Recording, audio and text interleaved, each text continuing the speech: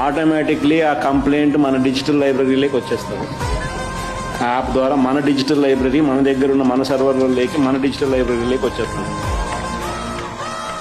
రేపొద్దున మనం ముఖ్యమంత్రి అయిన తర్వాత ఆ డిజిటల్ లైబ్రరీ మనం ఓపెన్ చేస్తాం. రేపొద్దున ఎవరికి రాష్ట్రంలో ఏ కార్యకర్తకైనా ఎవరికైనా కూడా ఎటువంటి అన్యాయం జరిగినా, ఏ అధికారి వల్ల అన్యాయం జరిగినా,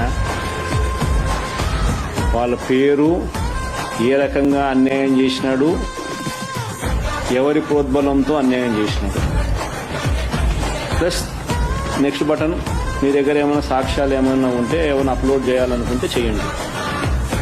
వీడియోలు కానీ నీకు వేరే సాక్ష్యాలు కానీ ఏమైనా ఉంటే మీ దగ్గర ఉంటే మీరు చేయండి. మనం వచ్చిన తర్వాత అవి ఓపెన్ చేసి ఎవడెవడైతే మన కార్యకర్తలను అన్యాయం చేసినాడు వాళ్ళందరినీ కూడా చట్టం ముందర ఏ రకంగా నిలబెట్టాలనో ఆ రకంగా నిలబెట్టించి